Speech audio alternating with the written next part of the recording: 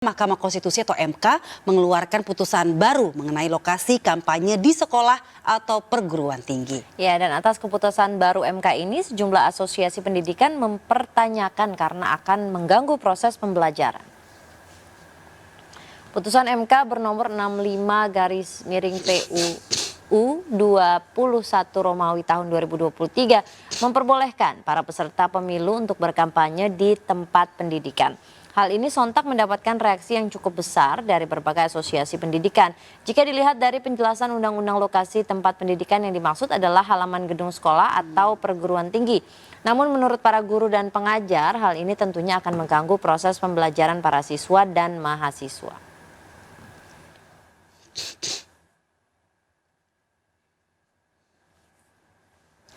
Ya, keputusan MK ini membuat polemik ya tentunya ya di kalangan masyarakat dan juga pengamat politik dan lain sebagainya. Reaksi atas putusan MK ini membuat BEM UI menantang para calon presiden adu debat dengan mahasiswa. Ya, dan untuk membahasnya lebih lanjut kami terhubung dengan Ketua BEM UI Melki dan ada pengamat politik ya Bang Adi Praitno di sini. Selamat siang. Selamat siang, ya, Ica, Bang Adi. Nabila. Nah, ini gimana nih? Ada keputusan MK yang baru, tapi juga ternyata banyak dari komunitas pendidikan, asosiasi pendidikan ini yang tidak setuju atau menentang, atau bahkan mungkin bingung kali ya, seperti apa nanti penerapannya. Bagaimana menurut tanggapan Bang Adi? Ya, saya sebenarnya sejak awal termasuk orang yang cukup setuju jika kampanye politik Capres itu dilakukan di lembaga pendidikan seperti kampus, sekolah, ataupun di pesantren ya. Tapi model kampanyenya bukan arak-arakan ataupun memobilisasi para pendukungnya. Cukup calonnya itu datang ke sekolah, datang ke kampus, datang ke pesantren gitu ya. Audiennya itu adalah para sekolah, para mahasiswa, para aktivis. Kemudian debat terbuka. Jadi sediakan auditorium atau halaman sekolah yang cukup luas yang bisa menampung ribuan siswa sekolah gitu ya, yang bisa menampung ribuan mahasiswa dan di situ terjadi kampanye dan debat terbuka. Betul. Jadi langsung adu gagasan di situ begitu ya? Betul, bukan arak-arakan misalnya seperti kampanye-kampanye umum di tempat lapangan terbuka ada dangdut, ada musik, bukan seperti itu yang saya bayangkan. Kalau itu udah mengganggu ya, Mas Adi ya. Nah itu mengganggu kalau itu. Yang saya bayangkan adalah yang datang itu cuman kandidat capres dengan sejumlah tim suksesnya untuk mempersiapkan perangkatnya lah kira-kira begitu. Baru kemudian di situ para capres ini bicara tentang gagasan besarnya apa. Karena di komunitas pendidikan inilah kemudian pikiran-pikiran sang capres itu akan dipertanggungjawabkan, akan dipreteli dan tentu saja akan diuji coba. Sejauh dan sehebat apa mereka ini memiliki gagasan yang menurut mahasiswa, para aktivis, anak sekolah itu rasional ataupun tidak. Karena bagi saya masyarakat yang kritis, masyarakat yang rasional adalah masyarakat-masyarakat yang ada di kampus, di lembaga pendidikan. Kalau masyarakat umum kan tidak ngerti ekonomi secara mikro dan makro. Masyarakat secara umum misalnya tidak paham bagaimana itu hilirisasi, nggak paham itu sustainability development, dan seterusnya dan seterusnya. Kampus adalah tempat di mana para capres ini ya harus diuji kapasitas dan kemampuannya, itu yang pertama ya. Yang kedua, sangat menarik kalau para capres ini kemudian datang ke kampus tuh bawa oleh-oleh apa? Oleh-oleh gagasan yang berupa buku, bukan hanya omongan, bukan hanya video, tapi seluruh visi, seluruh keinginannya sebagai calon presiden itu dituangkan dalam mungkin buku putih sebutnya atau manifesto politik tentang langkah-langkah strategis apa yang akan mereka lakukan kalau mereka itu terpilih sebagai calon presiden, baik di bidang ekonomi, di bidang sosial, di bidang hukum, di bidang lingkungan, dan seterusnya dan seterusnya. Artinya apa? Setelah ada debat kandidat, setelah ada diskusi dengan komunitas pendidikan, mahasiswa, para sekolah itu punya oleh-oleh bekal untuk men-tracking apakah pikiran dan gagasan yang disampaikan oleh capres itu masuk akal, rasional, dan layak diusung ataupun tidak. Kan itu pentingnya. Ya, betul. Mas Jadi Adi itu kan idealnya, tapi gimana cara menjamin bahwa nantinya tidak ada atribut kampanye yang masuk atau tidak ada yang menyelundupkan pendukung-pendukungnya? Karena kan kita mau keep it profesional gitu. Ya pertama memang dari segi penyelenggara KPU ya. Jadi KPU dan Bawaslu harus memastikan bahwa para capres yang kampanye di kampus itu satu tidak boleh bawa rombongan dalam jumlah besar gitu ya. Jadi yang datang cuma capres aja dengan ya mungkin 10-5 orang tim suksesnya sebagai pendamping kan untuk menyiapkan hal-hal yang teknis. Yang kedua, tidak boleh ada atribut-atribut apapun. Itu harus dijamin dalam regulasi dan peraturan. Pada level teknis pelaksana misalnya pihak kampus, pihak sekolah dan pihak pendidikan bisa menolak dan bahkan bisa membatalkan jika ada mobilisasi arak-arakan massa, jika ada atribut-atribut kampanye gitu. Karena itu melanggar dari kesepakatan politik sejak awal gitu, terutama melanggar keputusan undang-undang yang sudah diputuskan oleh Mahkamah Konstitusi. Oleh karena itu bagi saya hal-hal teknis semacam ini sebenarnya gampang dan simpel.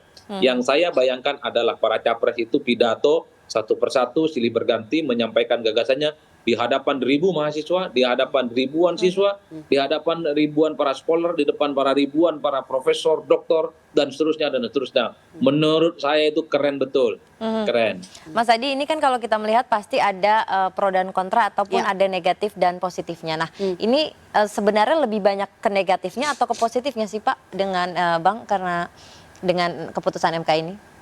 Saya justru melihat sangat positif. Karena pikiran para capres ini akan diuji oleh para mahasiswa, oleh para profesor, oleh para dosen, dan para siswa itu. Karena mereka ini yang akan men-tracking pikiran dan gagasan-gagasannya di semua bidang itu, ekonomi, hukum, sosial, dan seterusnya, dan seterusnya. Tapi kan Mas Adi, kita kan perlu berhati-hati juga dalam menyampaikan ya gagasan juga, karena mereka ini kan masih rentang usianya 18 sampai 21 tahun, di mana memang mereka masih bisa diarah-arahkan begitu loh. Nah, yang ditakutkan adalah ini akan menjadi kampus ini akan menjadi tempat gimmick saja, atau ya percuma untuk sarasehan saja, seremonial saja begitu loh, dan bisa disusup-susupi gagasan-gagasan yang mungkin kurang pas gitu. Ya bagi saya para capres ini akan mempersiapkan materinya karena mereka paham betul audien yang dihadapi itu adalah kelompok-kelompok kritis ya, terutama dari kalangan mahasiswa, kalangan aktivis, kalangan dosen dan profesor. Jadi kalau yang disampaikan itu rada-rada provokatif, negatif, tidak memberikan intensi yang positif, mereka juga tidak akan menyampaikan itu secara terbuka. Berarti mungkin difilter juga kali ya Mas Adi dari awal, apa yang akan dia sampaikan kita filter dulu mungkin ya dari pihak kampusnya ya, apa yang akan disampaikan.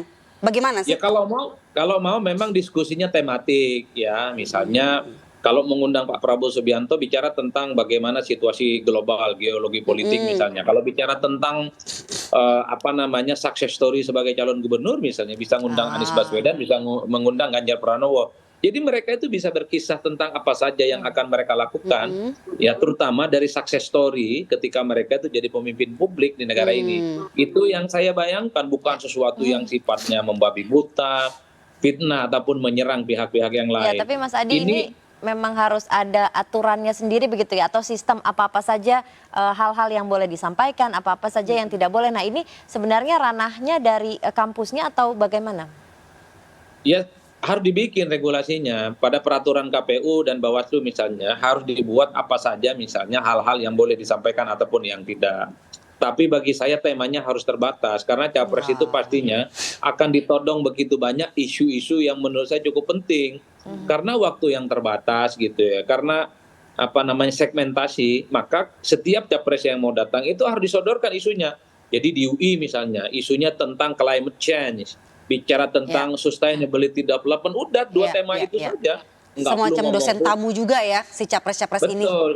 Betul, karena capres ini pastinya semua isu kuasai, semua isu sudah pasti diupdate, semua isu pasti lengkap data-datanya. Tapi kalau diungkapkan semua jadi nggak fokus apa gagasan dan pemikirannya, kira-kira begitu. Oke, Mas Adi, sudah ada Bang Melki nih yang juga bergabung pada pagi hari ini. Tanggapannya?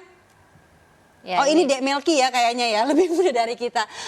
Silakan tanggapan Anda kalau capres-capres ini diperbolehkan dalam tanda kutip berkampanye di kampus dan juga di sekolah.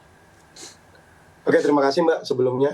Jadi sebenarnya kalau kita coba melihat putusan MK itu, saya tidak melihat ada satupun frasa yang memperbolehkan kampanye di kampus ya sebenarnya. Jadi ketika kita coba untuk melihat putusan MK tersebut, sebenarnya yang dinyatakan boleh adalah institusi pendidikan mengundang tiap calon untuk kemudian datang, namun dengan tanpa atribut kampanye ataupun alat peraga gitu. Dan juga saya rasa ini adalah celah yang baik untuk dimanfaatkan tiap instansi pendidikan untuk mengembalikan marwahnya gitu. Jadi bukan untuk sebagai ladang main mata tiap kampus dengan calon presiden. Tapi Melki setuju nggak dengan ide ini? Setuju nggak? Gimana? Anda setuju nggak dengan ide ini? Ide untuk mengundang setuju, tapi bukan untuk sebagai sarana tiap kampus bermain mata, tapi sarana tiap kampus menguji tiap gagasan dari calon yang akan bertanding gitu. Betul, jadi memang harus ada aturan-aturan yang jelas begitu ya Melki ya. Aturan jelas, kemudian juga apa saja yang boleh disampaikan, apa yang tidak boleh disampaikan, mungkin itu harus perlu diatur sedemikian rupa begitu. Kalau gitu tidak ada bedanya dengan debat di KPU gitu. Justru ini harus menjadi sebuah forum di mana masyarakat, mahasiswa bisa menanyakan banyak hal, bisa menanyakan tiap hal-hal penting. Karena kalau kita di BEM UI sendiri, kita sudah menyiapkan poin-poin penting what Indonesia will be after Jokowi gitu. Jadi what's next after Jokowi sudah kita siapkan poin-poin kajian dan lain sebagainya. Oke. Inilah yang kemudian Mekanismenya akan gimana kita berarti siapkan Melki kita dialog nantinya? dengan tiap calon pemimpin gitu. Jadi BEM UI sudah siap ya kalau kedatangan nanti cawapres-cawapres ya? Sudah siap, mau dia mau datang dengan pendirinya ataupun datang dengan undangan, tapi yang jelas BEM UI sampai hari ini sudah menerima tanggapan dari Pak Anies dan juga Pak Prabowo melalui jubir dan juga Pak Ganjar barusan jam 10 pagi tadi. Jadi sebentar lagi akan dikirim undangannya di pertengahan bulan September. Kami akan menyampaikan kajian-kajian tadi tentang what Indonesia will be after Jokowi. Dan juga akan meminta tanggapan gagasan mereka terkait hal tersebut. Mekanismenya nanti seperti apa Melki? Karena kan kita nggak mau ya ini hanya menjadi seremonial, gimmick-gimmick politik saja gitu. Kita mau benar-benar Adu gagasan netral, begitu ya? benar-benar adu gagasan dan profesional seperti itu. Ya justru itu, karena kita tidak mau ini menjadi politik gimmick seperti tiap calon yang sedang praktekkan sekarang. Kita pengen ini betul-betul menjadi forum beradu gagasan, antara itu kemudian dialog yang ada poin-poinnya ataupun debat terbuka. Kita sedang persiapkan, dan jelas ini akan menjadi forum yang ilmiah karena kita akan mempraktekkan, mempresentasikan poin-poin diskusi kajian ilmiah yang sudah kita buat, dan kita terbuka untuk tiap akademisi turut serta untuk kemudian bisa menyampaikan poin-poin juga terkait aspek-aspek kebangsaan yang akan kita tayangkan gitu Mas. Baik, jadi dari BEM UI sudah siap nih ya dengan poin-poinnya. Mas Adi, bagaimana nih? Apakah kemudian ini bisa segera dilaksanakan begitu dan terjadwal? Mas Adi masih ada di sini? Ya, saya kira secara prinsip begini Mbak, Ya. undangan diskusi oleh BEM, oleh kampus, sekolah, ini kan tidak ada unsur kewajiban untuk didatangi oleh para kandidat capres. Ini kan semacam kayak seminar, ngundang diskusi dan terbuka untuk bicara apa saja, kan begitu. Ya, ya. Kalau misalnya pakai regulasi, pakai undang-undang, itu seperti debat kandidat yang dilakukan oleh KPU yang wajib dihadiri oleh capres dan cawapres. Kalau itu nggak boleh Pak untuk tidak hadir. Tapi kalau yang dimaksud bahwa debat diskusi yang dilakukan oleh mahasiswa dan BEM itu seperti seminar-seminar nggak ada persoalan. Tapi memang tidak boleh ada pengerahan massa dari luar kampus gitu ataupun atribut-atribut karena khawatir akan terjadi politisasi dan cenderung misalnya akan terbelah para pendukung di dalamnya. Baik. Oleh karena itu jadi wajar kalau kemudian misalnya ketika ada BEM UI dan BEM yang lain ngundang capres untuk diskusi, ada yang ngerespon, ada yang tidak gitu. Ini kan dianggap bukan kewajiban untuk hadir. Baik, terima kasih Mas Adi Prayitno, pengamat politik dan juga Ketua BEM UI. Ada Melki, terima kasih atas waktunya. Selamat bertugas kembali, salam sehat selalu untuk Anda berdua.